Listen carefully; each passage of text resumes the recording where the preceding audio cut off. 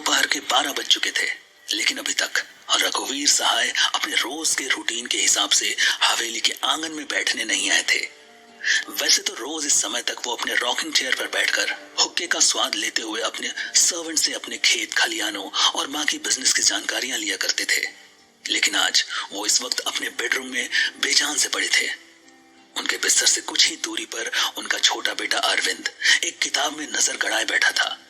धीरे धीरे आसमान में बादलों के साथ साथ रघुवीर सहाय के दिमाग में भी कोई सोच गहरा रही थी कि तभी एक जानी पहचानी आवाज ने उनका ध्यान खींचा। उनका खास नौकर दुखीराम अपने बेटे छोटू के साथ उनके हालचाल जानने आया था। प्रणाम मालिक। अरे छोटू, साहब के पैर छू के आशीर्वाद लो। अरे दुखीराम, और सुनाओ कैसे आना हुआ?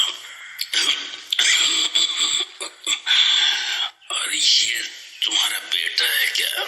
बहुत बड़ा हो गया है। जी मालिक, हमारा बेटा छोटू है। ये आज ही गांव से लौटे तो पता चला कि आपका तबीयत ठीक नहीं है, तो बस भाग के चले आए। अरे एकदम से क्या हो गया मालिक? आप इतना बीमार कैसे हो गए?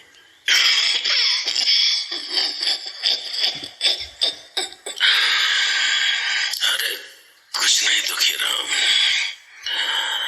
बस मामूली खांसी बुखार है। कुछ दिन आराम करूंगा तो ठीक हो जाऊंगा। बस मालिक, आप जल्दी ठीक हो जाएं। आपकी बग्गी के लिए एक बहुत ही शानदार नस्ल का घोड़ा ढूंढने मिला है, आपको दिखाने ले चलूंगा। ठीक है दुखीराम, इधर आओ बेटा, इधर आओ। स्कूल जाते हो? जी साहब। किस क्लास में पढ़ते हो? पिताजी, आप ज्यादा बात मत कीजिए। डॉक्टर ने आपको आराम करने को कहा है। दुखीराम, अब तुम लोग जाओ, पिताजी को आराम करने दो। मैं ठीक हूँ अरविंद।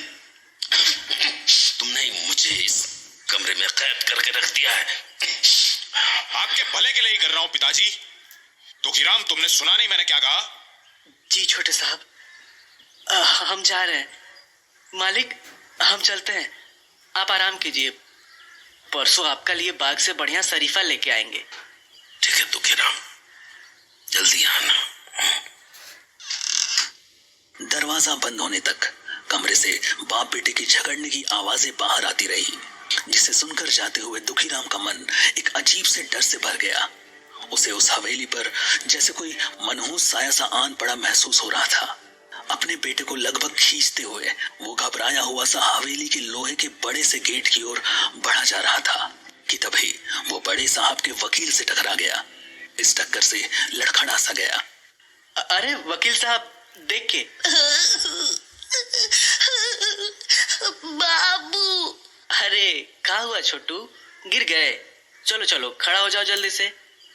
आपको चोट तो नहीं आई वकील साहब? देख के नहीं चल सकते? जाने किस दुनिया में खोए चले जा रहे हो। बड़ी जल्दी में दिख रहे हैं वकील साहब, कुछ तो गड़बड़ है।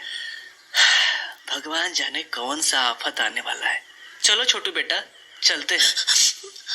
हाँ पिताजी, जल्दी चलिए, हमको यहाँ डर लग रहा है। नमस्ते अरविंद जी, कैसी तबीयत है अब सहाय साहब की? कल से बुखार कम हो गया है, लगता है कि ठीक हो जाएंगे। बाकी तो आप जानते ही हैं। चलिए उधर चल के बात करते हैं। वैसे इसकी तो मुझे बिल्कुल उम्मीद नहीं थी।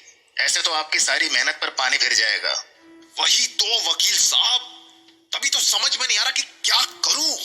इनकी बीमारी का सुन के मैं वापस इसीलिए आया था कि शायद इस बार काम हो जाए, लेकिन न जाने कौन सी जड़ी बूटी खा रखी है इन्होंने। मन तो करता है दवा की जगह जहर दे दूं। उससे तो आप उल्टा फंस जाओगे अरविंद जी। फिलहाल तो आपके लिए ये जानना जरूरी है कि उन्होंने मुझे जो चिट्ठी भिजवा के बुलाया है उसमें उन्होंने अपनी वसीयत की बात की है। वसीयत? पर पिताजी को वसीयत करने की क्या जरूरत है? उनका अब है ही कौन मेरे अलावा? बड़े भैया की मौत के बाद सब मुझे ही तो मिलना है, फिर वसीयत की क्या जरूरत है? ये तो मुझको भी समझ नहीं आ रहा है। आपके बड़े भाई जिंदा होते तो कुछ बात समझ भी आती, लेकिन जब आप उनके इकलौते जिंदा वारिस हो तो फिर वसीयत लिखने का मतलब मुझे तो नहीं दिखाई दे रहा। खैर, अब परेशान मत हो, मैं उनसे मिलके आता हूँ। जो भी बात होगी उनसे मिलने के बाद आपको बताऊंगा। आप यहीं बैठ के मेरा इंतजार करना। ठीक है, लेकिन ध्यान रखना, बीमारी में भी दिमाग बहुत चल रहा है उनका। कहीं उनको शक ना हो जाए कि आप मुझे सारी बातें बता रहे हो।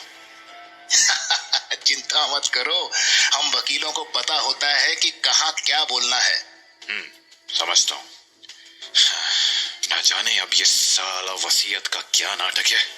वसीयत शब्द सुनकर उसके दिमाग में एक उथल पुथल मच चुकी थी। उसके दिमाग में 5 साल पहले की वो रात सिनेमा की तरह चलने लगी, जब बड़े भाई की पहली बरसी के अगले दिन उसकी अपने पिताजी से बहस हुई थी। आपको तकलीफ क्या है पिताजी? इतनी बड़ी प्रॉपर्टी होते हुए भी मुझे बार बार आपसे पैसे मांगने पड़ते हैं। ये प्रॉपर्टी मैंने तुम्हारी अय्याशियों के लिए नहीं बनाई अरविंद। तुम्हारे भाई को गुजरे अभी साल भर हुआ। अभी अभी कल ही उसकी बरसी हुई है। तुम तो उसकी बरसी में भी नहीं आए हैं? और ऊपर से आज तुम इतनी बड़ी रकम की मांग लेके मेरे सर पे आ खड़े हुए। अरे तो कौन सी आफत आ गई? 4 पैसे मांग लिए तो। भैया की मौत के बाद वैसे भी ये सब मेरा ही हुआ ना, फिर भी आप मुझे भिखारियों की तरह ट्रीट कर रहे हैं।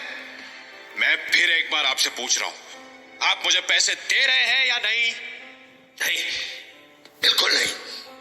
और ये बात कान खोल के सुन लो आज। क्यों नहीं? क्या करेंगे इतनी दौलत तिजोरी में बंद रखकर? आप मर के अपने साथ ऊपर ले जाएंगे क्या? अरविंद, परसों से देख रहा हूं तुम्हारी अय्याशियों को। इसीलिए तुमको दिल्ली भेजने का फैसला किया था मैंने। हाँ? दिल्ली? हाँ, तुम आज रात की बस से ही दिल्ली जा रहे हो। वहां तुम मेरे एक दोस्त के जानने वाले के यहाँ नौकरी करोगे, और जब महीने में 2-4 हजार के लिए पसीना बहाओगे, तब शायद तुम्हें पैसे की कीमत समझ में आएगी। जाओ जाओ, तैयार हो जाओ। तुम्हारा सामान मैंने पहले ही पैक कर दिया है। पर पिताजी। अरे क्या हुआ अरविंद बाबू, किस सोच में खोए हुए थे? क्या बात हुई पिताजी से? आखिर उनके मन में चल क्या रहा है? और ये वसीयत का क्या नाटक है? कहीं कहीं ये फिर एक बार मेरे सपने तोड़ने का मन तो नहीं बना बैठे हैं? जल्दी बताइए वकील साहब, मेरा दिल बैठा जा रहा है। खबर अच्छी नहीं है अरविंद जी, आपके पिताजी ने अपनी ज्यादातर जायदाद किसी अनाथ आश्रम के नाम कर दी है। ये हवेली भी, ये देखिए, कागजात बना चुके हैं वो। बस अब मुझे कचहरी में ले जाके रजिस्ट्री करानी है इसकी। क्या? नहीं नहीं नहीं, मैं इस बार अपना काम बिगड़ने नहीं दूंगा, किसी भी कीमत पर नहीं। अब जो करना है मुझे खुद ही करना होगा। ये सारी दौलत मेरी है, एक एक पाई, ये सब मेरा है, सब कुछ, चाहे इसके लिए मुझे कुछ भी करना पड़े। मूसलाधार बारिश हो रही थी, जैसे आसमान भी अपने आंसुओं को रोक न पा रहा हो। और ऐसे में रघुवीर सहाय की हवेली में आज भारी भीड़ जमा थी। क्या आदमी, क्या औरत, बच्चों तक की आंखों में आंसू थे। होते भी क्यों नहीं, आखिर रघुवीर सहाय पूरे एरिया में अपनी दया और रहमदिली के लिए जाने जाते थे। और आज उन्हीं रघुवीर सहाय की लाश उनकी हवेली के बड़े से हॉल के बीचों बीच सफेद चादर में लिपटी पड़ी थी।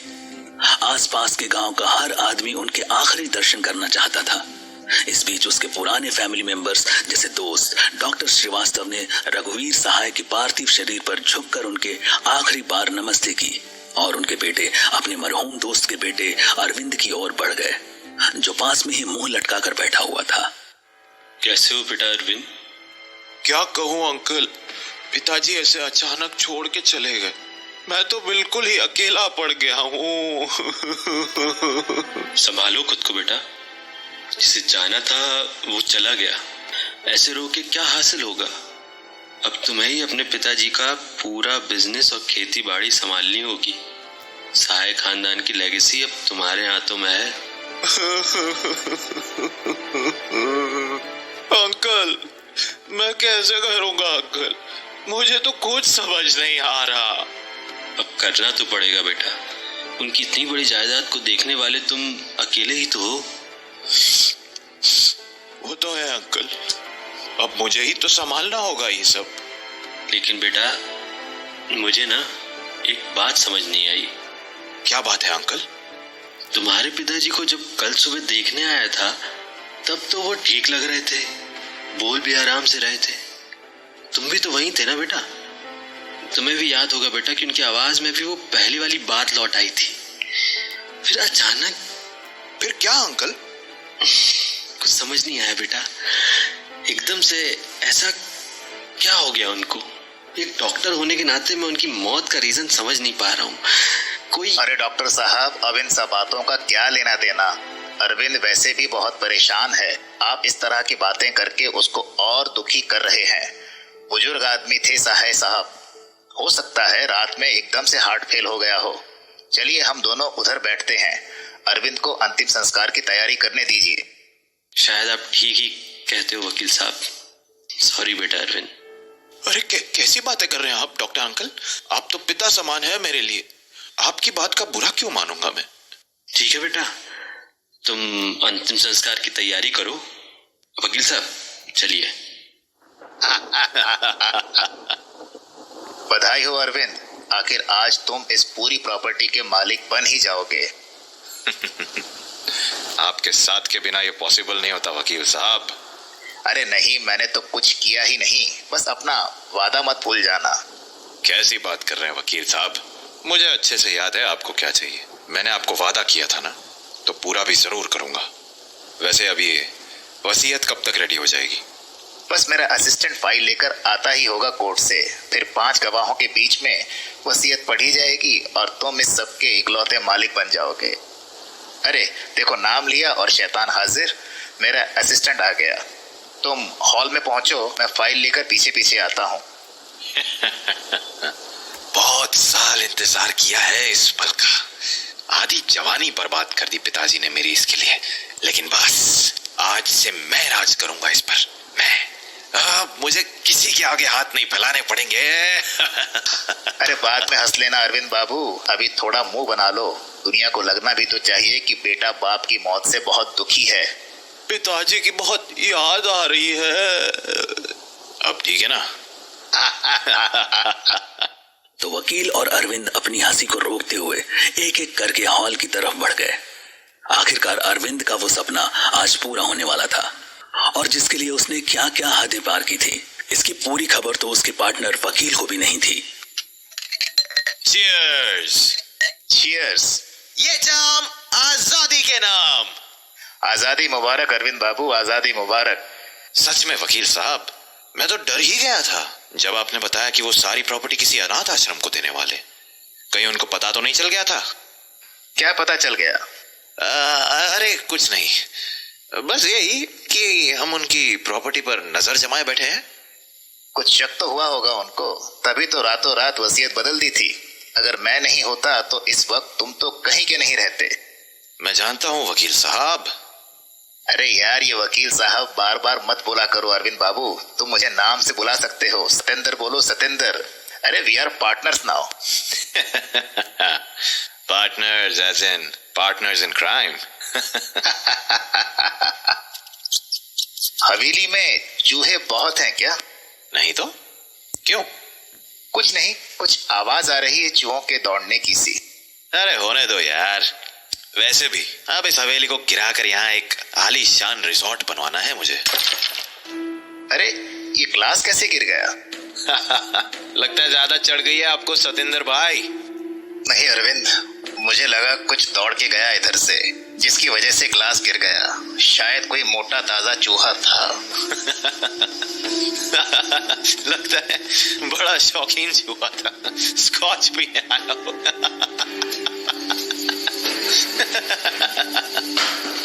हाँ, ये बुक्स कैसे गिर गई अपने आप? मैंने बोला ना, कोई मोटा ताजा चूहा है। अरे साला उधम मचा के रखा है इन चूहों ने, सारा नशा उतार दिया।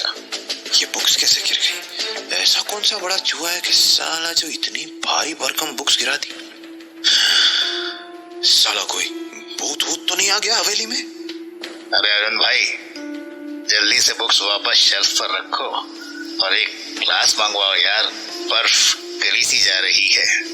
साला मैं भी एक नंबर का बेवकूफ हूँ, क्या क्या सोचने लगा। लगता है कुछ ज्यादा ही चढ़ गई है मुझे। वकील साहब, मैं वॉशरूम होके आता हूँ। बॉटल पूरी खत्म मत कर देना तब तक। अरे भाई, मेरा ग्लास तो चूहे ने पहले ही गिरा के तोड़ दिया, तो मैं कैसे पीऊंगा?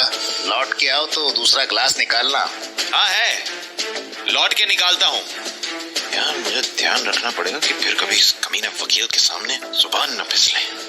अगर उसे वो बात पता चल गई तो ये मेरे लिए खतरनाक हो सकता है।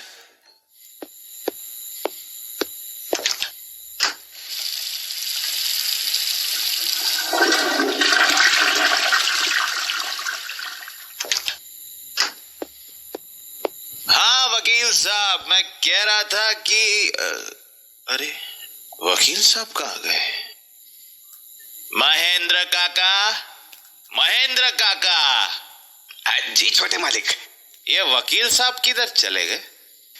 साहब वो तो घर चले गए। मैंने उनको खाने के लिए पूछा तो था, लेकिन उन्होंने कोई जवाब नहीं दिया। भागते हुए बाहर निकल गए। भागते हुए निकल गए? पगला गया क्या? ऐसी कौन सी आफत आ गई जो भागते हुए चले गए? अजीब है। चलो कल सुबह जब नशा उतरेगा तब पूछूंगा उसको। अरे हाँ महेंद्र काका, मेरे लिए खाना ले आओ। लगता है अब सारी बॉटल मुझे ही खत्म करनी पड़ेगी। चलो अकेले ही जश्न मनाया जाए। थैंक यू पिताजी।